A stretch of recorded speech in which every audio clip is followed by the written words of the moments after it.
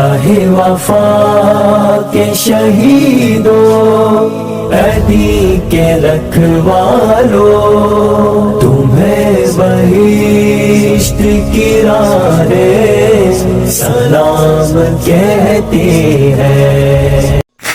السلام علیکم ورحمۃ اللہ وبرکاتہ۔ محترم ناظرین، یہ کہانی کوئی وقت گزاری یا تفریح کے لیے نہیں، بلکہ یہ وہ دلچسپ سنسنی خیز حقیقت پر مبنی تاریخی داستان ہے جسے ہمارے اسلاف نے خون جگر سے سینچا اور اپنے وطن کو چھوڑ کر لقدق صحرا، جنگل، بیابان، سنگلاخ پہاڑوں کی وادیوں اور کھلے میدانوں میں اپنی شجاعت اور بہادری کے جوہر دکھائے۔ اور آج سے 1400 سال پہلے دنیا کے لیے ایسی تاریخ رقم کی کہ ان کارناموں کو سن کر آج بھی انسانیت انگشت بدندہ ہو جاتی ہے۔ آخر وہ کون سی طاقت تھی جس نے اپنے سے 3 گنا طاقت کو شکست فاش دی؟ عزیزان ملت، اس طاقت کو ہم ایمان کی طاقت کہتے ہیں، اس طاقت کو ہم عقیدے کی طاقت کہتے ہیں، اس طاقت کو ہم خدا کی طاقت کہتے ہیں۔ جب ایمان کی طاقت ہوتی ہے تو پھر خون میں جوش، دل میں حوصلے اور جسم میں قوت پیدا ہو جاتی ہے۔ پھر موت اس کی باندھی اور زندگی ایک امانت بن جاتی ہے۔ پھر تلاطم خیز دریا بھی اس کے لیے جنگ کے میدان بن جاتے ہیں۔ جب رسول اکرم کی بشارت خواب کے ذریعے فاتح اندلس طارق ابن زیاد کو ملتی ہے تو پھر کشتیاں جلا دی جاتی ہیں اور خون میں جوش و جذبہ پیدا کرنے کے لیے کہا جاتا ہے کہ جلا دو ان کشتیوں کو تاکہ واپسی کا کوئی امکان باقی نہ رہے۔ اور پھر دنیا نے دیکھا کہ ایمان کی طاقت نے اسباب کی طاقت کو خاک آلود کر دیا۔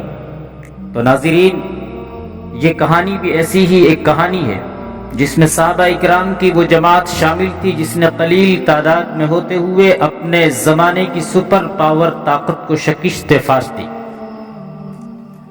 وہ معزز تھے زمانے میں مسلمان ہو کر، اور ہم خوار ہوئے تارک قرآن ہو کر۔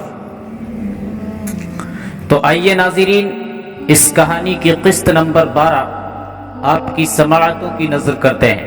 خدا را اپنی تاریخ کو فراموش مت کیجیے۔ بسم اللہ الرحمن الرحیم۔ اسے دوسرا صدمہ یہ پہنچا کہ وہ مسلمان تھی۔ اس کے ماں باپ نے تھوڑا ہی عرصہ پہلے اسلام قبول کیا تھا۔ اس کا باپ کسی لالچ یا کسی بھی قسم کے دباؤ میں نہیں آیا تھا، بلکہ اس مذہب سے وہ دلی طور پر متاثر ہوا اور اس نے اسلام قبول کر لیا۔ اس وقت میری ماں بہت چھوٹی تھی۔ اس نے مجھے سنایا کہ وہ جب اچھا یا برا سمجھنے کی عمر میں داخل ہوئی تو اسے مذہب کے سبق دیے جانے لگے۔ اسلام اس کی رگ و پے میں سما گیا، لیکن اس کی قسمت اتنی بری نکلی کہ قافلے سے اغوا ہوئی اور ایک عیسائی بادشاہ نے اسے اپنی بیوی بنا لیا۔ بادشاہوں کا تو کوئی مذہب ہوتا ہی نہیں۔ میری ماں کو دکھ یہ ہوا کہ وہ مسلمان بھی نہ رہی اور اس نے عیسائیت کو بھی قبول نہ کیا۔ میں پیدا ہوئی اور شہزادیوں کی طرح مجھے پالا پوسا گیا۔ اس میں کوئی شک نہ تھا کہ میں تھی ہی شہزادی۔ 3-4 سال کی عمر کو میں پہنچی تو یاد ہے کہ میں نے ماں کو چوری چھپے نماز پڑھتے دیکھا، لیکن میری عمر 5-6 سال کی ہوئی تو میں نے ماں کو شراب پیتے دیکھا اور اس کی نمازیں ختم ہو گئی تھی۔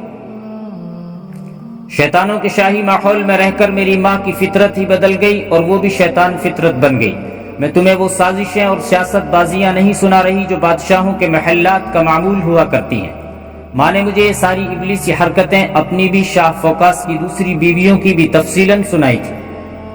تم جانتے ہو کہ ایرانی آتش پرست ہیں اور روم کی ٹکر کی جنگی طاقت ہیں۔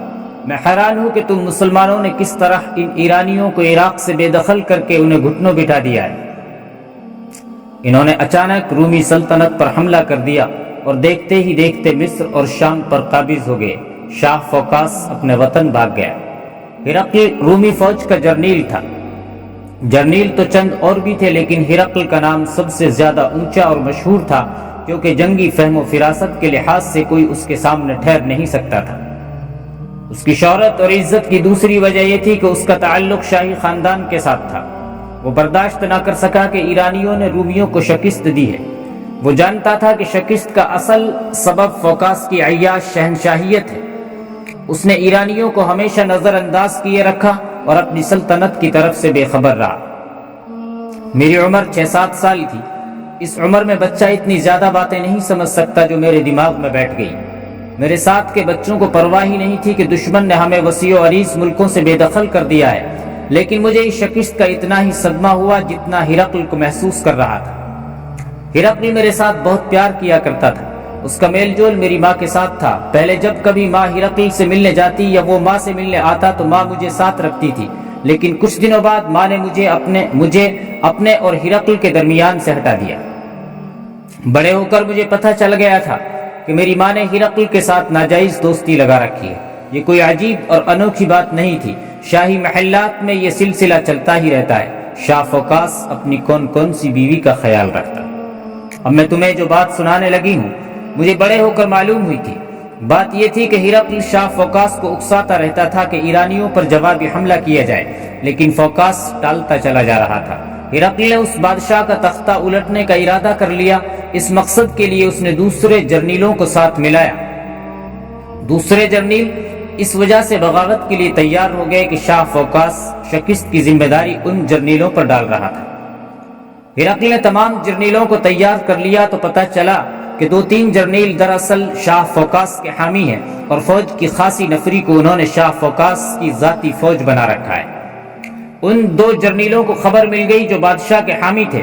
انہوں نے فوج کی اس نفری کو ساتھ لیا جو ان کے زیر اثر تھی، اور اس نفری سے انہوں نے محل کو محاصرے میں لینے والی نفری پر حملہ کر دیا۔ ہرقل کے دستوں نے جم کر مقابلہ کیا۔ ہرقل نے سوچا کہ اس نے بادشاہ کا تختہ الٹنے کی کوشش کی تو خانہ جنگی ہوگی جو روم کو لے ڈوبے گی۔ خانہ جنگی کے بغیر تختہ الٹنے کا ایک ہی ذریعہ تھا کہ شاہ فوقاس کو کسی نہ کسی طریقے سے قتل کر دیا جائے۔ بادشاہ کو قتل کرنا تقریباً ناممکن تھا، وہ اپنی عیاشیوں میں ڈوبا رہتا تھا اور اس کے ارد گرد محافظوں کا حصار قائم کر دیا گیا تھا۔ میرا خیال ہے کہ بادشاہ کو پتہ چل گیا تھا کہ اس کا تختہ الٹنے کی سازش ہو رہی ہے۔ ہرقل کے ساتھ اس کے تعلقات کشیدہ ہو گئے تھے۔ بادشاہ یقیناً ہرقل سے ڈرتا تھا۔ میری ماں ہرقل سے ملتی رہتی تھی اور ان کی دوستی پہلے کی طرح چل رہی تھی۔ ہرقل نے میری ماں کے ساتھ کبھی ذکر تک نہ کیا تھا کہ وہ شاہ فوقاس کا تختہ الٹنا چاہتا ہے۔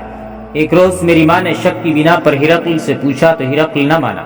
میری ماں نے اسے بتایا کہ اس کے اپنے دل میں بادشاہ کے خلاف اتنا زہر بھرا ہوا ہے کہ وہ بادشاہ کو قتل کرنے تک کی سوچ چکی ہے، لیکن اسے کسی کی پشت پناہی کی ضرورت ہے۔ تب ہرقل نے اپنا راز دے دیا اور یہ وعدہ کیا کہ وہ شاہ فوقاس کو کسی نہ کسی طریقے سے قتل کر دے تو ماں تیار ہوگی۔ قتل کے طریقوں پر غور ہونے لگا۔ آخر یہ طے پایا کہ میری ماں بادشاہ کو زہر پلا دے اور ہرقل کو فوراً اطلاع دے دے۔ میری ماں کے لیے یہ طریقہ آسان تھا۔ ہرقل نے ایسے زہر کا انتظام کر کے میری ماں تک پہنچا دیا جو فوراً اثر نہیں کرتا تھا بلکہ آہستہ آہستہ اپنا اثر دکھاتا ہے اور جسم کو اندر ہی اندر سے کھاتا چلا جاتا ہے، اور 12-14 دنوں تک آدمی مر جاتا ہے۔ اس زہر کا سراغ لگایا ہی نہیں جا سکتا۔ بڑے سے بڑے قابل حکیم بھی اسے کوئی پر اسرار بیماری کہہ دیتے ہیں۔ ایک رات میری ماں نے یہ زہر شراب میں ملا کر شاہ فوقاس کو پلا دیا۔ اگلے روز ہرقل کو اطلاع دے دی کہ زہر بادشاہ کے پیٹ میں چلا گیا ہے۔ ہرقل فوج کا کمانڈر ان چیف تھا، ساری فوج پر اس کا حکم چلتا تھا۔ اس نے فوج کی کچھ نفری کو الگ کر کے حکم دیا کہ بادشاہ کے محل کو محاصرے میں لے لیا جائے۔ اس کے حکم کی فوراً تعمیل ہوئی۔ ہرقل شاہ فوقاس کے سامنے گیا اور اسے کہا کہ وہ فرمان جاری کر دے کہ وہ تخت سے دستبردار ہو گیا ہے اور ہرقل کو اس نے اپنا جانشین مقرر کر لیا ہے۔ ہرقل دیکھ رہا تھا کہ بادشاہ کے جسم میں زہر کا اثر شروع ہو گیا تھا۔ وہ اپنے اندر کوئی تکلیف محسوس کرنے لگا تھا۔ ہرقل نے اسے کہا کہ اس کی زندگی چند دن رہ گئی ہے اور بہتر یہ ہے کہ وہ ہرقل کے حق میں فرمان جاری کر دے اور عزت کی موت مرے۔ اس نے پسو پیش کی تو اس کی لاش سارے شہر میں گھسیٹی جائے گی اور پھر جنگل میں پھینک دی جائے گی۔ ہرقل نے سوچا یہ تھا کہ بغاوت اس وقت شروع کی جائے جب بادشاہ اندر سے کمزور ہونا شروع ہو جائے۔ جو فوج ہرقل کے زیر اثر تھی اس کی نفری زیادہ تھی۔ اس نے شاہ پرست دونوں جرنیلوں کو الگ بلایا اور انہیں کہا کہ اسے پتہ چل گیا ہے کہ بادشاہ ایسی بیماری میں مبتلا ہو گیا ہے جس کا کوئی علاج نہیں اور 8-10 دنوں تک بادشاہ مر جائے گا۔ بہتر یہ ہے کہ دونوں جرنیل اس کے ساتھ مل جائیں اور آپس میں خون خرابہ نہ کریں۔ دونوں جرنیلوں کو بادشاہ پر بھروسہ تھا اور اس کی حمایت کے صلے میں انعام و اکرام کی توقع بھی تھی، اس لیے ہرقل کی کوئی بات ان پر اثر نہ کر سکی۔ وہ شاید بھول گئے تھے کہ ہرقل کا دماغ بہت ہی تیز ہے اور اس کا بچھایا ہوا جال کسی کو نظر نہیں آتا، اور جو بھی آتا ہے اس کے جال میں پھنس جاتا ہے۔ ہرقل نے ایسی چال چلی کہ دونوں جرنیل اس کے پھندے میں آ گئے اور دونوں کو گرفتار کر کے قید خانے میں پھینک دیا۔ ان جرنیلوں کی جو نفری تھی وہ ان دونوں کے بغیر بیکار ہو گئی۔ ویسے ہی ہرقل نے اس نفری کو خبردار کیا کہ ہتھیار نہ ڈالے تو کسی ایک کو بھی زندہ نہیں چھوڑا جائے گا۔ فوج کے یہ 2-4 دستے کر ہی کیا سکتے تھے، جبکہ ان کا کوئی کمانڈر رہا ہی نہیں تھا۔ انہوں نے ہتھیار ڈال دیے۔ 3-4 دن اور گزرے کہ شاہ فوقاس کی جسمانی اور ذہنی حالت زہر کے اثر کی وجہ سے اتنی خراب ہوئی کہ وہ بستر سے اٹھنے سے معذور ہو گیا۔ آخر ہرقل نے اسے مجبور کر دیا کہ وہ اس کے حق میں شاہی فرمان جاری کر دے۔ شاہ فوقاس تو صحت اور زندگی کی بھیک مانگ رہا تھا۔ عیش پرست انسان اس دنیا سے جانا نہیں چاہتا تھا۔ اس نے ہرقل کی منت سماجت کی کہ وہ اس کا علاج کروائے۔ وہ کہتا تھا کہ اس کا جسم اندر سے کٹ رہا ہے۔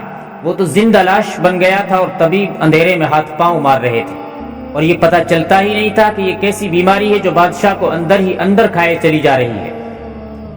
ہرقل نے اسے کہا کہ وہ اس کا علاج کرائے گا اور وہ ٹھیک بھی ہو جائے گا، لیکن شرط یہ ہے کہ فرمان جاری کر دے۔ ایک دن اور گزرا تو شاہ فوقاس یوں محسوس کرنے لگا جیسے اس کے جسم کے اندر آگ لگ گئی۔ اس کیفیت میں ہرقل نے اس سے فرمان لکھوا لیا اور اس فرمان کو لوگوں تک بذریعہ منادی پہنچا دیا گیا۔ ہرقل تخت نشین ہو گیا اور بادشاہ کو شاہانہ مراعات دے کر محل میں رہنے ہی دیا۔ وہ جانتا تھا کہ یہ بادشاہ 2-4 دنوں کا مہمان ہے۔ ایسے ہی ہوا۔ ایک روز شاہ فوقاس نے آخری ہچکی لی اور ہمیشہ کے لیے دنیا سے اٹھ گیا۔ ہرقل نے روم کا تخت و تاج سنبھال لیا اور فوقاس کے شاہی خاندان کو محل سے نکال دیا۔ ہرقل نے میری ماں کے ساتھ کیا ہوا وعدہ پورا کر دیا۔ اس کے ساتھ ہرقل نے شادی کر لی۔ اس شادی سے صرف اتنی تبدیلی آئی کہ ہرقل کی بیویوں کی تعداد میں ایک اور بیوی کا اضافہ ہو گیا۔ یہ شادی بھی ایک بادشاہ کی شادی تھی، لیکن میری ماں کو اس شادی پر بڑا فخر تھا۔ ہرقل نے کچھ عرصہ اسے اہمیت دیے رکھی، جس کی وجہ یہ تھی کہ میری ماں شاہ فوقاس کو زہر نہ دیتی تو ہرقل کے لیے اس کا تختہ الٹنا ممکن نہ تھا۔ میرا شعور بیدار ہو چکا تھا اور مجھ پر سب سے زیادہ اثر اپنی ماں کا تھا۔ اس نے اپنے آپ کو ہرقل کی ملکہ عالیہ سمجھنا شروع کر دیا، اور وہ اٹھتے بیٹھتے یہی کہتی تھی کہ ایرانیوں پر جوابی حملہ کر کے مصر اور شام کو دوبارہ سلطنت روم میں شامل کرنا ہے۔ ہرقل کا تو عزم یہی تھا، اور اس میں کوئی شک نہیں کہ اس نے اسی مقصد کے تحت شاہ فوقاس کا تختہ الٹا تھا۔ اس کا مجھ پر یہ اثر ہوا کہ مجھ میں قومی غیرت پیدا ہو گئی، اور اس کے ساتھ ایسا جذبہ ابھرا کہ میں خواہش کرنے لگی کہ میں مرد تو بن نہیں سکتی اور میں فوج میں نہیں جا سکتی، میں جوان ہو کر اپنے جیسی جوان لڑکیوں کی فوج بناؤں گی اور اسے ایرانیوں کے خلاف لڑاؤں گی۔ اس طرح مجھ میں عسکریت پیدا ہوتی چلی گئی اور یہی میری فطرت بن گئی۔ میں اس وقت لڑک پن کی عمر سے آگے نکل رہی تھی جب ہرقل نے بے پناہ فوج تیار کر لی تھی اور اس نے ایرانیوں پر حملہ کر دیا۔ بہت کشت و خون ہوا۔ ہرقل بڑا ہی مضبوط عزم لے کر نکلا تھا۔ اس نے اپنی فوج کو کئی سال صرف کر کے خوب تیار کیا تھا۔ آخر ایرانیوں کے پاؤں اکھڑ گئے اور وہ پسپا ہوتے ہوتے مصر بھی خالی کر گئے اور شام بھی۔ دونوں ملک ایک بار پھر سلطنت روم میں شامل کر لیے گئے۔ ہرقل کی نظروں میں میری ماں کی حیثیت ختم ہو چکی تھی۔ ہرقل کو شاید اتنا ہی یاد رہ گیا تھا کہ اس عورت کے ساتھ اس نے شادی کی تھی۔ پسپا ہوتے ایرانیوں کو بہت سی حسین و جمیل اور نوخیز لڑکیاں رومیوں کے ہاتھ لگی تھی۔ پسپا ہوتے ہوئے ایرانیوں کی بہت سی حسین و جمیل اور نوخیز لڑکیاں رومیوں کے ہاتھ لگی تھی۔ ان میں سے کئی ایک کو ہرقل کے حرم میں داخل کر دیا گیا تھا۔ میری ماں کی جوانی ڈھل رہی تھی۔ ہرقل تھا تو بادشاہ، لیکن فوقاس جیسا نہیں تھا۔ وہ جرنیل بھی تھا اور جنگی امور اور جنگی چالوں میں اس نے ایسا نام پیدا کر لیا کہ وہ ایک ہیبت ناک طاقت بن گیا تھا۔ میں اپنی ماں کو افسردہ اور اداس دیکھنے لگی۔